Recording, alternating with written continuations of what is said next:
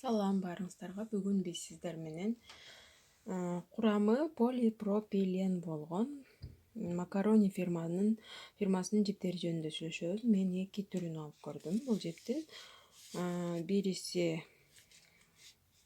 полипропилен макраме XL макарони фирмасы. Мынакей 100% полипропилен 250 граммда 95 метр экен. Кандай материалдар иштетилет? 4 мм 7 мм чейин дейт. Ал жерде дагы колдонуу ыкмалары жөнүндө берилген. Демек, бул жиптерден биз эмне токуйбуз? Экинчиси азыр.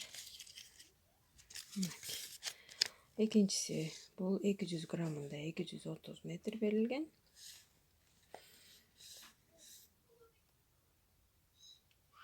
Ал эми жылтырагы менен 180 метр дейт. 185 метр. Мынакей.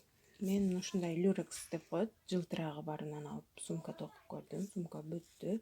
Азыр 1-2 детальдары калды. Бул жерге кнопка жана бул сумканын ичине ичилик замок салсак, баштыкча өтө ыңгайлуу, өтө чоң эмес, өтө кичине эмес. Бул ремешоктору дагы тогулган. Сонун жип экен, сунуштаймын. Форманы дагы кармайт. Жакшы кармады да негизи. Ал эми бул жиптен мен азыр дагы бир башкача сумка токуп жатамын. Азыр көрсөтөмүн кайсыл жерге келдим. Мынакей.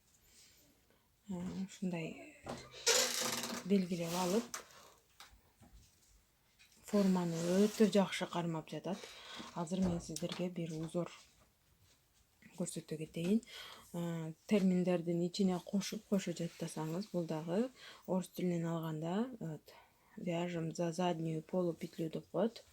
Ошондо бул өрүлгөндүн бирине, арканкысына гана карап токуганыбыз бул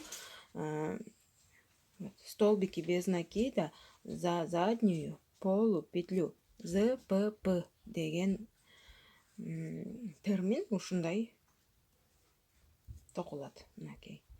Только арканкы гана перемычкасына токуп кете беребиз мындай кылып. Ошондо бизге өтө сулуу мынакей кооздагы сумка чыгат. Сунуштаймын, сиздер дагы токуп көрүңүз. Анан дагы бир айта кетчү нерсе, инструмент алганда мындай узунун алыңыз, эгерде сиз ушундай шнурлардан токусаңыз. Себеп дегенде мындай кармагыч жагы пластмассын ушундай алсаңыз сынып калышы мүмкүн. Өтө катуу жип болгондуктан. Меники сынып калды, балким сизде кандай болот билбейм. Алдын ала ушул сыяктуу мындай сплошной деп коет, ушундай алып колдонуп көрүңүз.